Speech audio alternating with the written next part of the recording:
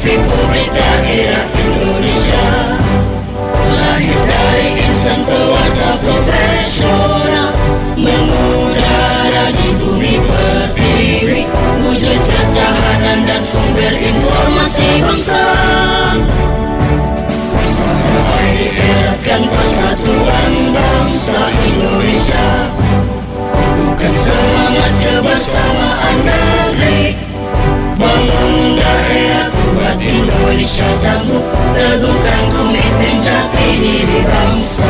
Bersama ID, bersama ID, mencerdaskan kehidupan bangsa. Bersama ID, bersama ID, bangun daerah kuat Indonesia tangguh. Korbankan semangat persatuan dan kesatuan untuk daerah maju Indonesia jaya. Singkirkan perbedaan, jauhkan pertikaian.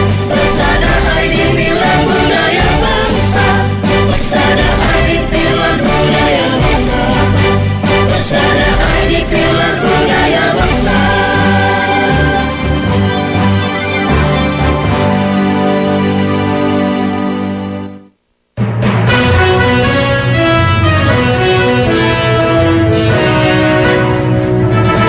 Disiarkan serentak oleh jejaring radio publik daerah seluruh Indonesia, Lembaga Penyiaran Publik Lokal, LPPL Indonesia, anggota Indonesia Persada ID. Berita Indonesia Live merangkum berita-berita teraktual dari berbagai daerah di tanah air, ekonomi, politik, pemerintahan, sosial, pariwisata, dan budaya.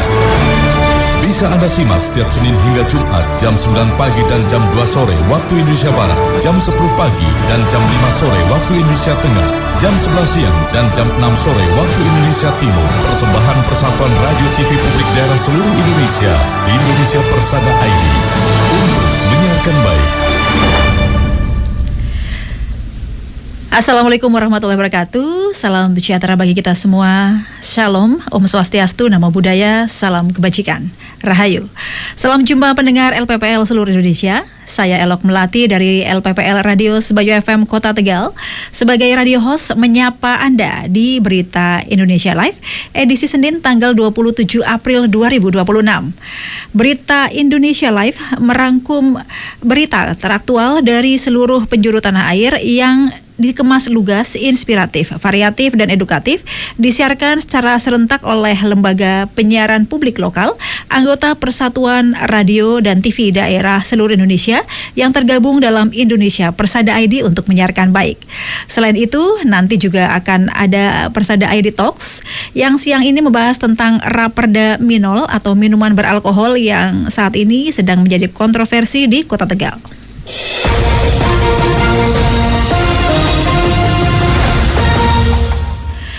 Sesi pertama akan menyampaikan informasi dari Radio Suara Pasuruan FM Kabupaten Pasuruan, Jawa Timur, Radio Giri Suara FM Kabupaten Wonogiri, Jawa Tengah, RPKD Denpasar, Bali, dan Radio Pradia Suara FM Kabupaten Tuban, Jawa Timur.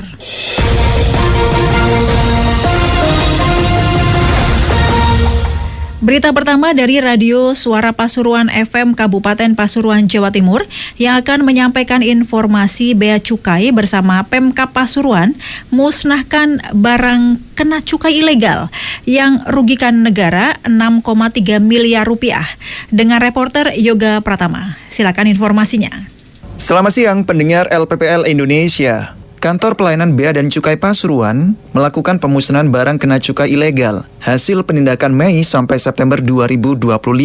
Pemusnahan dilakukan secara simbolis oleh Bupati Pasuruan, Mas Rusdi Sutejo, Kepala Bea Cukai Pasuruan, Hatta Wardana, dan anggota Forpimda Kabupaten Pasuruan di halaman Gor Sasanagri di Anoraga, Komplek Perkantoran Pemkab Pasuruan Raci, Kecamatan Bangil, Senin pagi 27 April 2026. Kepala Bea Cukai Pasuruan, Hatta Wardana, menjelaskan seluruh barang kena cukai ilegal yang dimusnahkan terdiri dari 4.233.186 batang rokok ilegal, 15.000 gram tembakau iris, TIS, dan 1.982,80 liter minuman mengandung etil alkohol, MMEA. Jadi hari ini kita memusnahkan 4,2 juta batang ya, itu dengan total 8 ton. Ya, kerugian negara kita sekitar 6,3 miliar.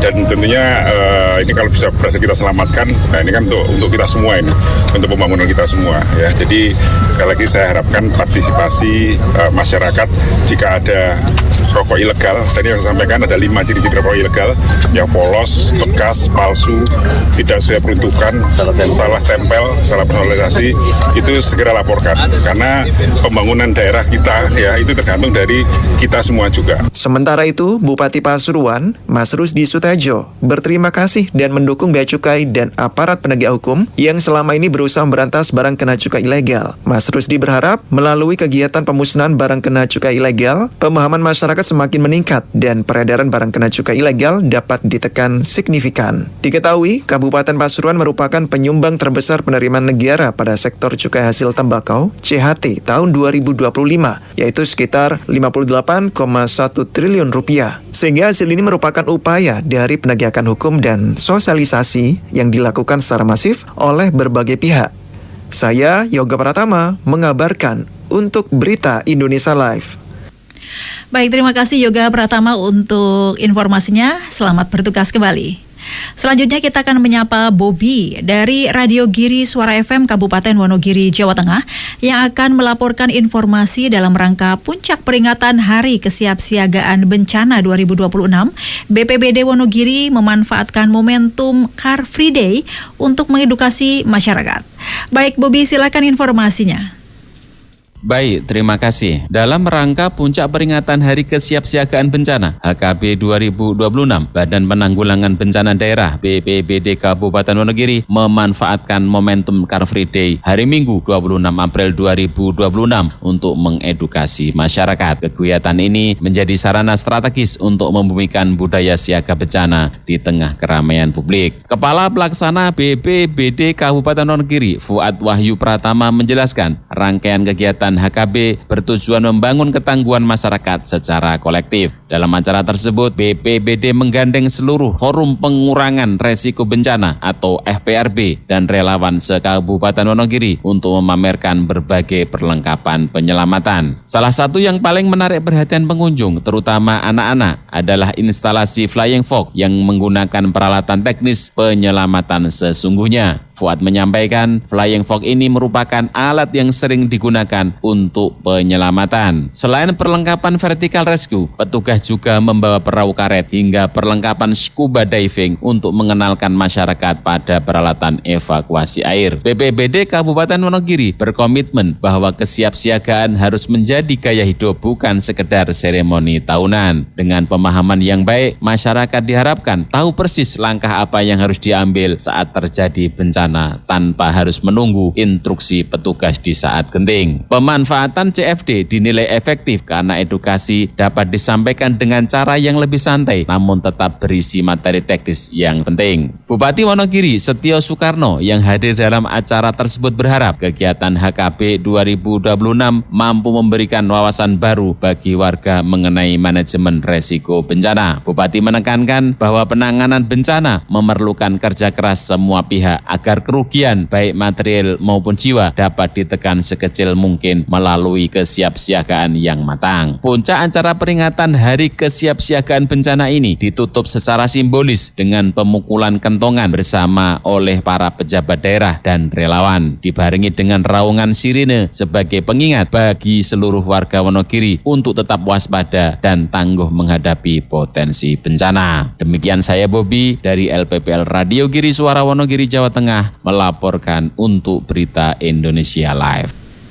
Baik, terima kasih rekan Bobby, selamat bertugas kembali. Selanjutnya kita akan mendengarkan informasi dari RPKD Denpasar, Bali yang akan melaporkan informasi Gebyar PAUD Kota Denpasar 2026 digelar kembali. Bunda PAUD Nyonya Antari Jaya Negara menyampaikan kreativitas hendaknya dimulai sejak dini. Baik, Bambang Haryadi silakan untuk informasinya. Baik, terima kasih. Selamat siang pendengar Berita Indonesia Live. Bunda PAUD Kota Denpasar Nyonya Sagung Antari Jaya Negara menghadiri sekaligus meninjau lomba kreativitas anak dan pendidikan PAUD Kota Denpasar dalam rangka Gebiar PAUD Kota Denpasar 2026 yang diikuti gugus PAUD se-Kota Denpasar di panggung selatan lapangan Lumintang Denpasar, Kamis 23 April lalu. Bunda PAUD Kota Denpasar Nyonya Sagung Antari Jaya Negara mengatakan pengembangan kreativitas hendaknya dimulai sejak dini karena masa-masa tersebut merupakan masa keemasan untuk pertumbuhannya. Untuk itu pemerintah Kota Denpasar melalui Dinas Pendidikan, Kepemudaan dan Olahraga Kota Denpasar rutin tiap tahun menggelar berbagai lomba kreativitas bagi anak-anak dan para pendidik PAUD.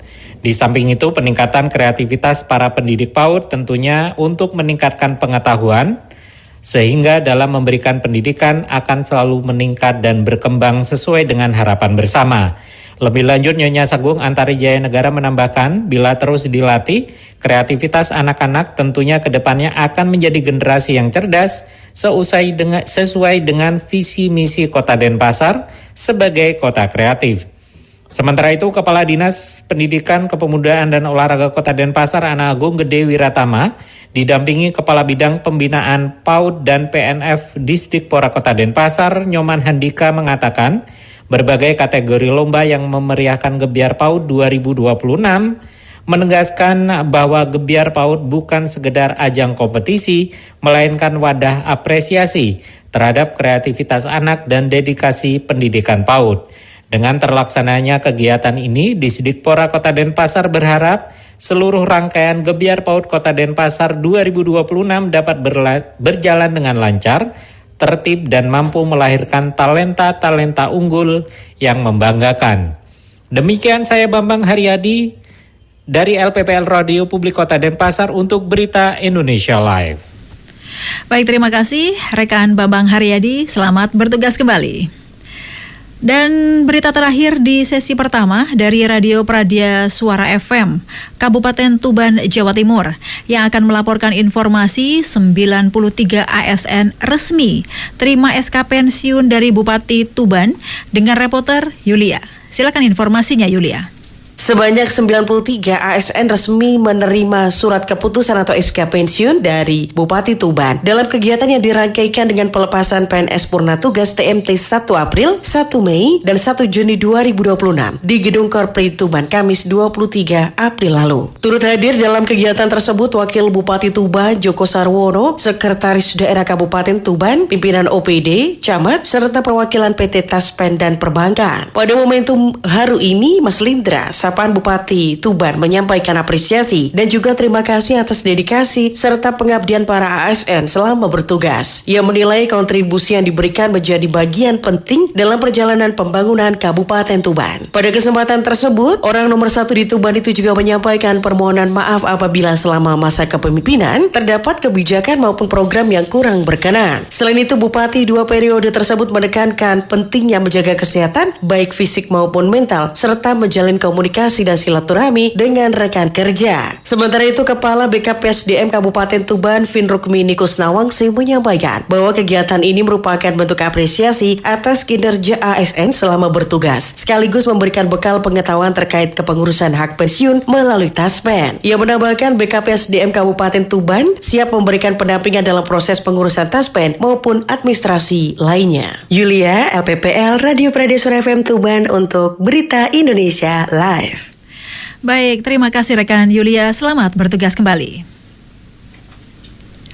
Baik pendengar, segera kita akan mendengarkan bersama laporan khusus dari Dapur Redaksi Berita Indonesia Live yang akan menyampaikan informasi pemerintah berharap kepada pemangku kepentingan mengedepankan deteksi dini untuk atasi kebakaran hutan.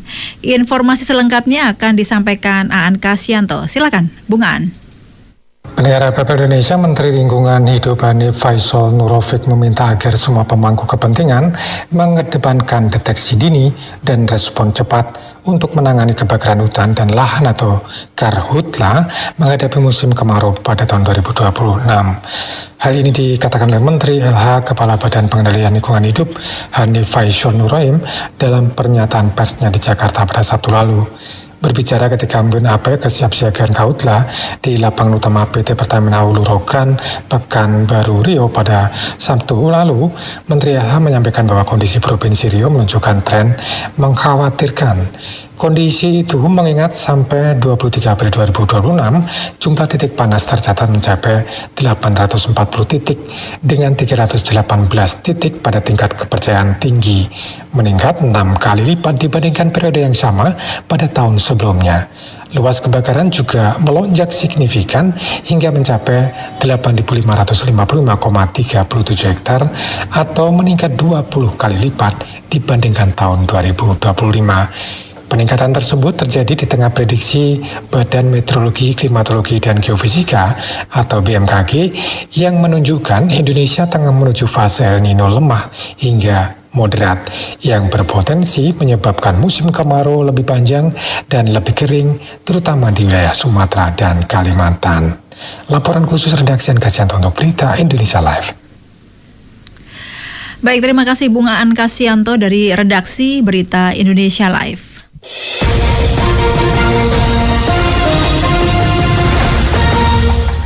Pendengar, radio host LPPL Radio Sebayu FM Kota Tegal dalam Berita Indonesia Live yang disiarkan serentak oleh Lembaga Penyiaran Publik Lokal, anggota Persatuan Radio dan TV Daerah seluruh Indonesia yang tergabung dalam Indonesia Persada ID akan segera kembali.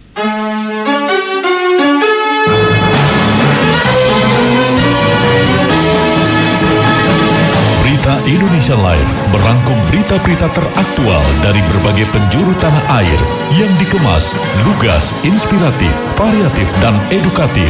Redaktur Pelaksana Berita Indonesia Live, Gagak Krimang Kabupaten Blora Jawa Tengah, Sasaraina Kepulauan Mentawai Sumatera Barat, Suara Ngawi Jawa Timur, Kemabungo Kabupaten Bungo Jambi, Tuba Bakyu Streaming Radio Kabupaten Tulang Bawang Barat Lampung. Dan kontributor Berita Indonesia Live, Selawi FM Kabupaten Tegal Jawa Tengah, Lansek Manik FM Kabupaten Sijunjung Sumatera Barat, Abdi Persada FM Kabupaten Banjarbaru Kalimantan Selatan, Giri Suara FM Kabupaten Wonogiri Jawa Tengah, Radio Suara Hulang Talu Provinsi Gorontalo, Suara Pasuruan FM Kabupaten Pasuruan Jawa Timur, Tangerang Radio Kabupaten Tangerang Banten, Magetan Indah FM Kabupaten Magetan Jawa Timur, RPKD Kota Denpasar Bali, Praja Suara FM Kabupaten Tuban Jawa Timur, Mahardika FM Kota Blitar Jawa Timur, Pesona FM Kabupaten Wonosobo Jawa Tengah, Besemah FM Kota Bagaralam Sumatera Selatan, Tuntung Pandang FM Kabupaten Tanah Laut Kalimantan Selatan, Sawah Lunto FM Kota Sawah Lunto Sumatera Barat, Batara FM Kabupaten Barito Utara Kalimantan Tengah, Gemilang FM Kabupaten Indragiri Hilir Riau, Gemarandik FM Kabupaten Musi Banyuasin Sumatera Selatan, Magelang FM Kota Magelang Jawa Tengah, Suara Daksinarga FM Kabupaten Gunung Kidul Daerah Istimewa Yogyakarta, RTFM Kabupaten Temanggung Jawa Tengah, Gemilang FM Kabupaten Magelang Jawa Tengah, Suara Banjar FM Kabupaten Banjar Kalimantan Selatan, Langkiso FM Kabupaten Pesisir Selatan Sumatera Barat, Gema Sudirman FM Kabupaten Purbalingga Jawa Tengah, Suara Kota Mataram FM Kota Mataram Nusa Tenggara Barat, Mahardika FM Kabupaten Bondowoso Jawa Timur, Buana Asri FM Kabupaten Sragen Jawa Tengah, RPD Kutin FM Sangatta Kutai Timur Kalimantan Timur, Suara Pacitan FM Kabupaten Pacitan Jawa Timur, Sonata FM Kota Bandung Jawa Barat, Irama FM Kabupaten Purworejo Jawa Tengah, Luhak dan Tuo FM Kabupaten Tanah Datar Sumatera Barat, Radio Suara Anjuk Ladang FM Kabupaten Nganjuk Jawa Timur, Suara Tabalong FM Kabupaten Tabalong Kalimantan Selatan, Radio Suara Gresik Kabupaten Gresik Jawa Timur, Gemasa Ijaan Kabupaten Kota Baru Kalimantan Selatan, Suara Kampar FM Kabupaten Kampario, Jateng Gayeng Online Radio Provinsi Jawa Tengah, Sergai FM Kabupaten Serdang Bedage Sumatera Utara, Maros FM Kabupaten Maros Sulawesi Selatan, Kanjuruhan FM Kabupaten Malang Jawa Timur, Radio In FM Kabupaten Kebumen Jawa Tengah, Sebayu FM Kota Tegal Jawa Tengah, In Radio Provinsi Bangka Belitung, dan Persada FM Kabupaten Blitar Jawa Timur. Berita Indonesia Live, lugas, inspiratif, variatif, dan edukatif. Persembahan Persatuan Radio TV Publik Daerah seluruh Indonesia, Indonesia Persada ID, untuk menyiarkan baik. Baik pendengar dimanapun berada, Berita Indonesia Live akan segera masuk ke sesi yang kedua.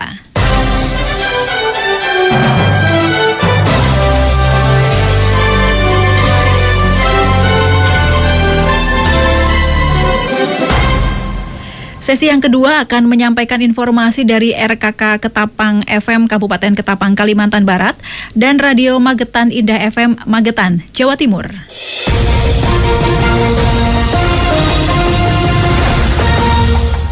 Baik, berita pertama sesi kedua dari RKK Ketapang Kabupaten Ketapang, Kalimantan Barat dengan informasi merajut kesampaian di Tanah Kayong. Komitmen bersama-sama untuk menjaga rumah besar kita semua. Bersama reporter Awang Aji Wasita. Silakan informasinya. Terima kasih. Pendengar LPPL Indonesia, Bupati Ketapang menengahi penyelesaian konflik antara tokoh adat Tarsisius Fendi dan pihak PT Mayawana Persada melalui musyawarah mufakat. Sebagai kepala daerah, Bupati hadir langsung sebagai mediator untuk memastikan proses berjalan secara damai, terbuka, dan menghormati semua pihak. Dalam pertemuan tersebut, kedua belah pihak menyatakan kesediaan untuk menyelesaikan persoalan secara kekeluargaan. Bupati Ketapang juga menyampaikan apresiasi kepada manajemen PT Mayawana Persada atas sikap kooperatif dan komitmen untuk menempuh jalur damai. Kesepakatan pun berhasil dicapai sebagai bentuk penyelesaian konflik melalui dialog. Untuk langkah lanjutan, kuasa hukum Rupinus Junaidi SH akan mengkomunikasikan hasil kesepakatan ini kepada pihak kepolisian dan Kejaksaan Negeri Ketapang. Pemerintah daerah berharap penyelesaian ini dapat diproses melalui mekanisme restoratif justice. Bupati juga mengajak seluruh pihak menjaga kondusivitas daerah serta menegaskan pentingnya komitmen perusahaan dalam memprioritaskan tenaga kerja lokal, meningkatkan kapasitas masyarakat, dan menyelesaikan persoalan melalui musyawarah. Dengan tercapainya kesepakatan ini, diharapkan stabilitas dan keharmonisan di Kabupaten Ketapang tetap terjaga. Demikian yang dapat kami laporkan, saya Awang Aji Wasita dari LPPL Radio Kabupaten Ketapang, Kalimantan Barat untuk Berita Indonesia Live. Baik, terima kasih Awang Aji Wasita. Sampai berjumpa kembali. Berita terakhir di sesi kedua dari Radio Magetan Indah FM Magetan, Jawa Timur yang akan melaporkan informasi 539 jamaah calon haji kloter 20 dan kloter 21 Kabupaten Magetan diberangkatkan ke Asrama Haji Sukolilo, Surabaya dengan reporter Wina. Silakan Wina, informasinya. Terima kasih. Selamat siang pendengar LPPL di seluruh Indonesia. Sebanyak 539 jamaah calon haji dari Kabupaten Magetan yang terbagi dalam dua kloter yaitu kloter 20 dan 21 resmi diberangkatkan dari Gorki Mageti pada minggu kemarin. Rombongan jemaah calon haji didampingi oleh 2 orang petugas haji daerah atau PHD dalam keberangkatan menuju Asrama Haji Sukolilo, Surabaya. Prosesi pelepasan berlangsung hikmat, penuh keharuan yang disaksikan oleh para keluarga dan kerabat yang mengantar. Setelah menjalani serangkaian proses administrasi dan pemeriksaan kesehatan, rombongan ini akan diberangkatkan menuju Tanah Suci melalui Bandara Internasional Juanda, Surabaya. Dalam sambutannya, Bupati Magetan Nani Sumantri menyampaikan apresiasi yang setinggi-tingginya atas dedikasi masyarakat yang mampu menunaikan rukun Islam yang kelima. Di tengah situasi dan kondisi di Timur Tengah yang memicu ekonomi global yang terjadi saat ini, jamaah calon haji Indonesia mengalami peningkatan yang sangat tinggi, khususnya jamaah calon haji dari Kabupaten Magetan. Pemberangkatan jamaah calon haji ini ditandai dengan pelepasan bendera start oleh Bupati Magetan dan dihadiri juga oleh Forkopimda, Kemenak, Kepala OPD, serta undangan lainnya. Demikian informasi dari LPPL Radio Magetan Indah FM Magetan, Jawa Timur. Wina melaporkan untuk Berita Indonesia Live. Baik, terima kasih Wina. Selamat bertugas kembali.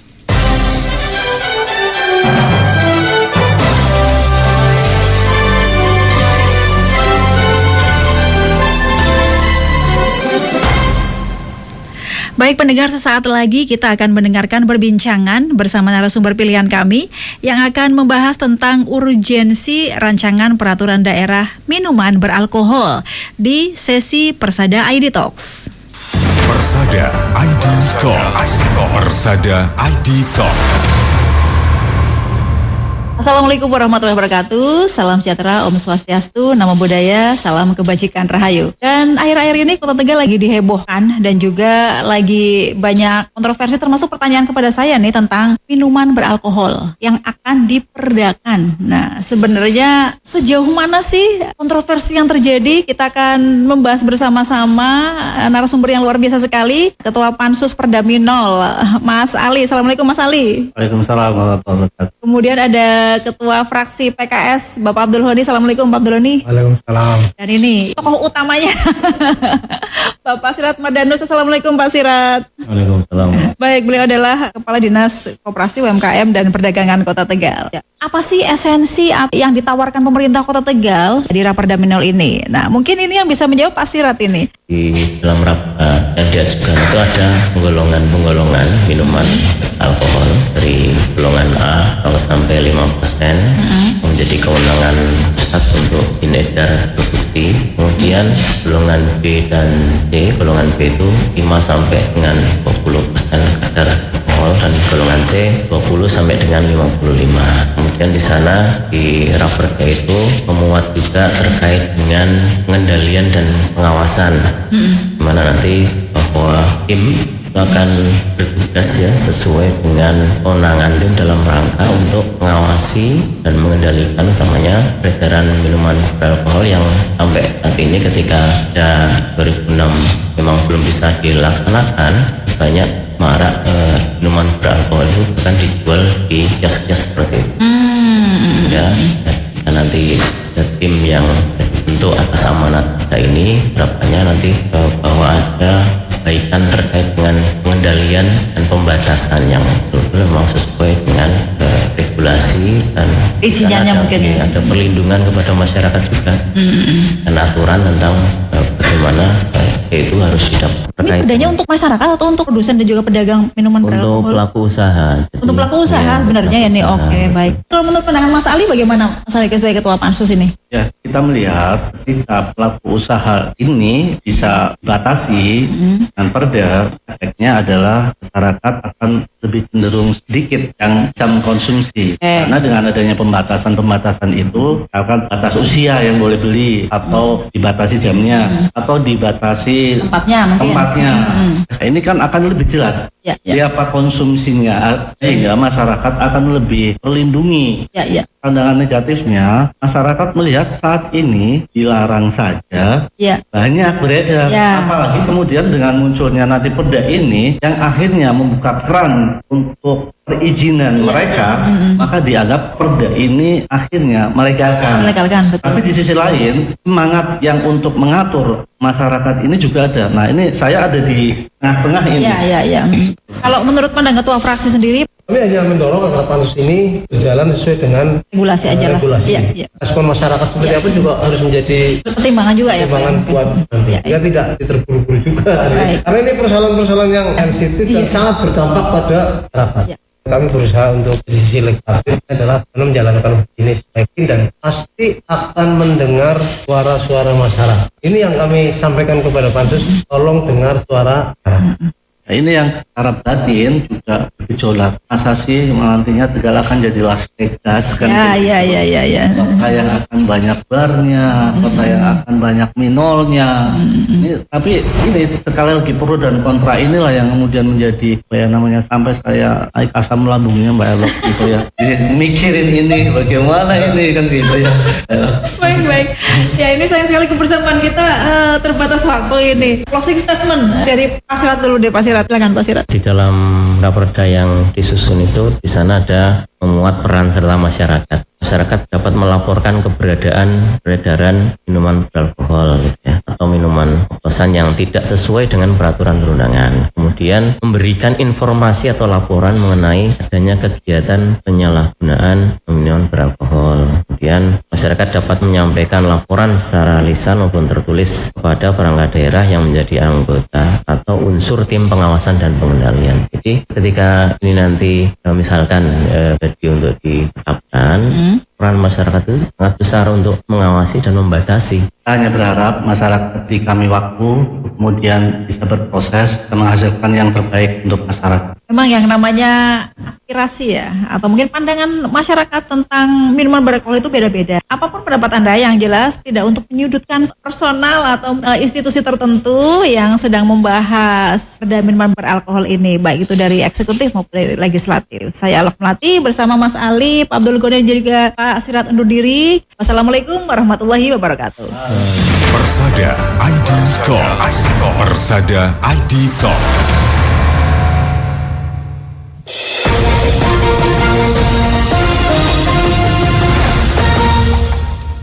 Pendengar radio host LPPL Radio Sebayu FM Kota Tegal dalam Berita Indonesia Live yang disiarkan serentak oleh Lembaga Penyiaran Publik Lokal, anggota Persatuan Radio dan TV Daerah seluruh Indonesia yang tergabung dalam Indonesia Persada ID akan segera kembali. Anda tengah menyimak Berita Indonesia Live, persembahan Persatuan Radio TV Publik Daerah seluruh Indonesia, Indonesia Persada ID, untuk menyiarkan baik. Baik pendengar, sesi ketiga Berita Indonesia Live akan menyampaikan informasi dari Radio Suara Rakyat Hulontalo, Gorontalo, Radio Lansek Manih FM, Sijunjung, Sumatera Barat, dan Radio Abdi Persada FM Banjarbaru, Kalimantan Selatan, serta Radio Slawi FM Kabupaten Tegal.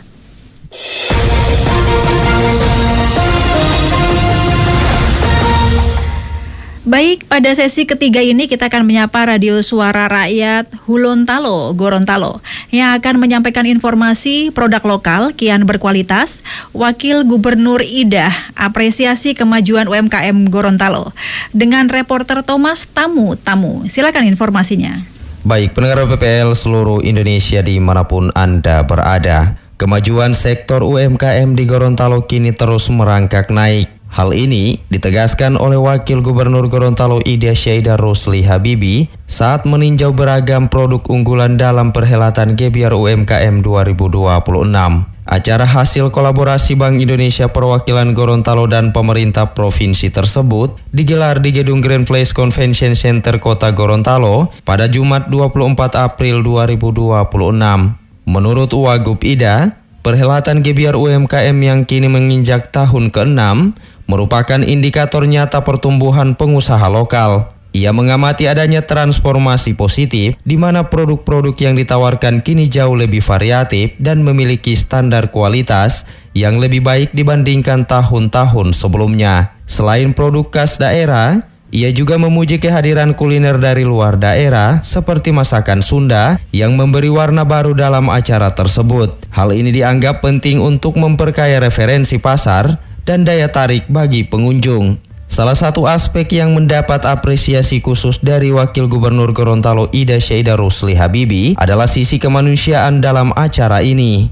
Ia sangat menghargai kebijakan Bank Indonesia yang menyediakan tempat bagi para kelompok disabilitas, khususnya rekan-rekan tunarungu, untuk turut menjajankan produk mereka. Gebiar UMKM 2026 sendiri dijadwalkan berlangsung selama 3 hari dengan melibatkan lebih dari 200 unit usaha. Rangkaian kegiatan menarik seperti kurasi produk, festival kuliner, hingga berbagai perlombaan telah disiapkan untuk memeriahkan acara tersebut. Demikian, saya Thomas Tamu, reporter LPPL Radio Suara Rakyat Hulontalo, Gorontalo, melaporkan untuk Berita Indonesia Live.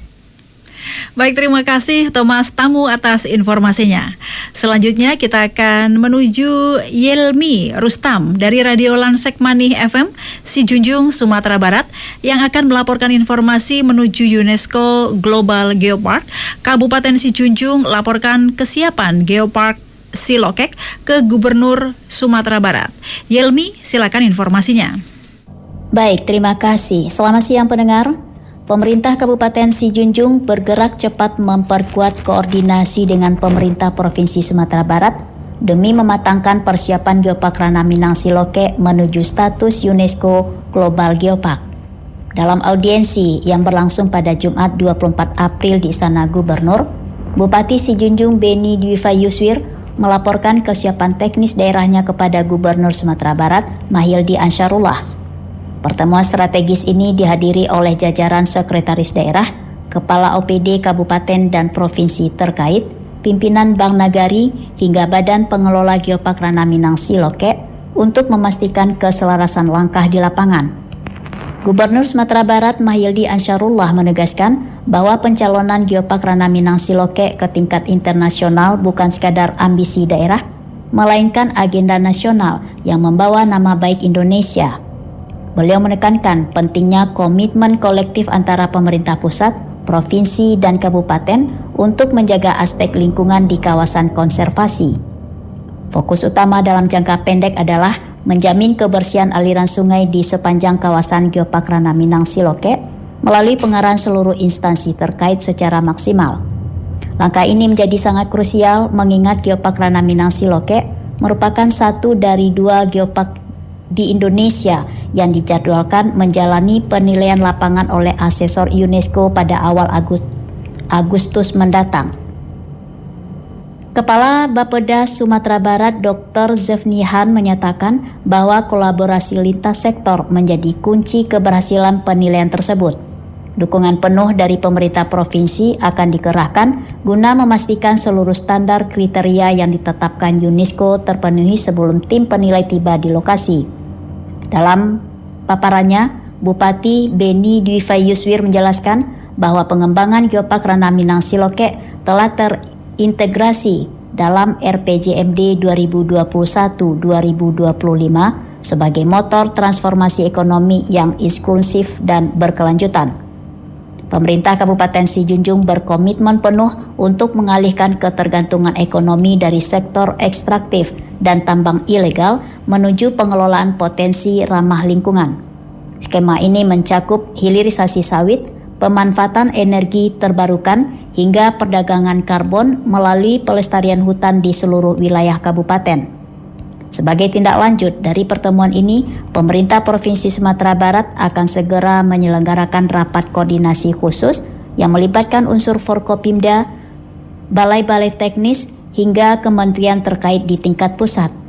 Instruksi Gubernur sangat jelas, yakni penguatan sinergi antara OPD harus berjalan harmonis demi mensukseskan kunjungan asesor. Upaya terpadu ini diharapkan mampu menjadikan Geopark Ranaminang Siloke sebagai bagian dari jaringan geopark dunia yang memberikan dampak ekonomi nyata bagi masyarakat Sijunjung. Demikian, Yelmi Rustam melaporkan dari LPPL Radio Lansek Manis Sijunjung, Sumatera Barat untuk Berita Indonesia Live. Baik, terima kasih Yelmi atas informasinya. Berita selanjutnya dari Radio Abdi Persada FM Banjarbaru Kalimantan Selatan yang akan melaporkan informasi bahwa Pemprov Kalsel melarang sekolah memungut sumbangan untuk kegiatan perpisahan. Dengan reporter Riri Firman, silakan informasinya.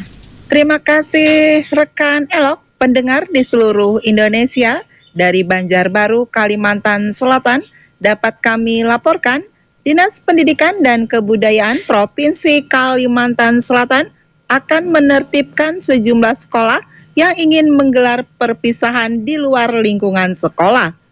Menurut Kepala Bidang Pembinaan SMA, Dinas Pendidikan dan Kebudayaan Provinsi Kalimantan Selatan, Dedi Hidayat di Banjarbaru, sebagian besar sekolah yang mulai merencanakan menggelar kegiatan di luar akhirnya membatalkan dan kembali melaksanakan di sekolah.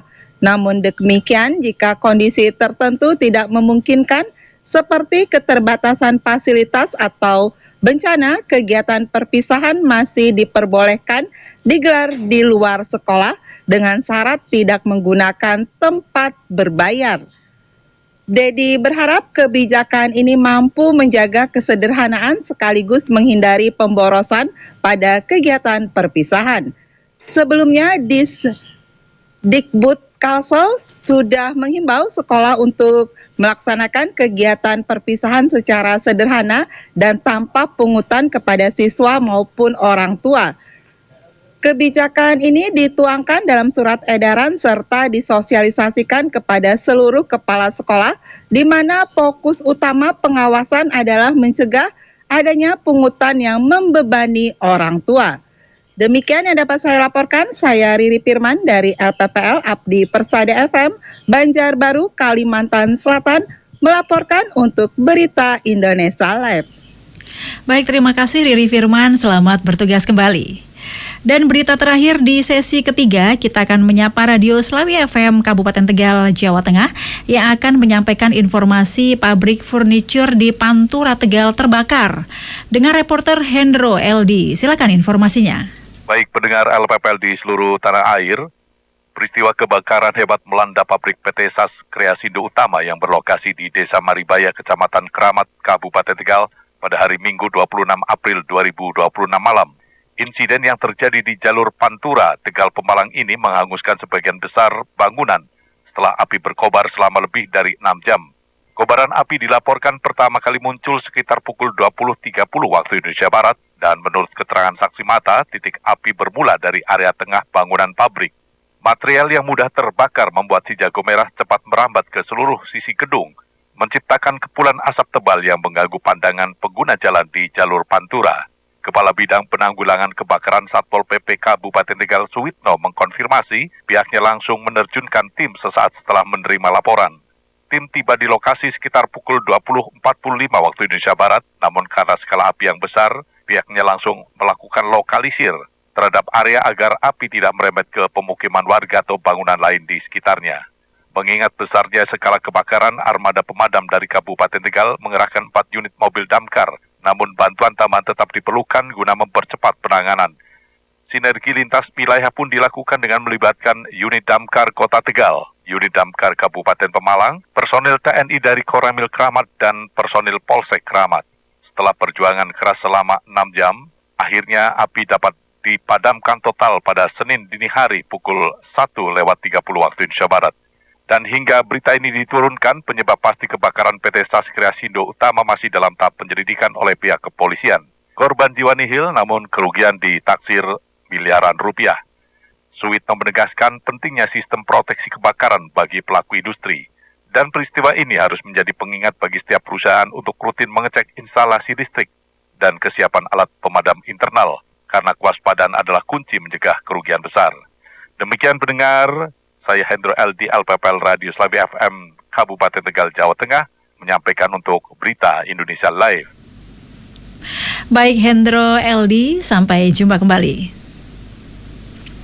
Dan pendengar, demikian rangkaian informasi dari Berita Indonesia Live edisi Senin 27 April 2026. Saya Elok Melati dari LPPL Radio Sebayu FM Kota Tegal mengucapkan terima kasih dan selamat melanjutkan aktivitas Anda. Wassalamualaikum warahmatullahi wabarakatuh.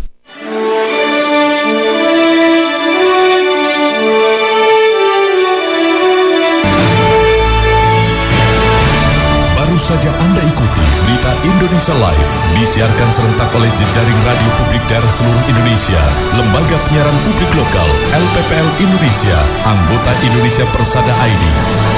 Berita Indonesia Live, lugas, inspiratif, variatif, edukatif, persembahan Persatuan Radio TV Publik Daerah seluruh Indonesia, Indonesia Persada ID, untuk menyiarkan baik.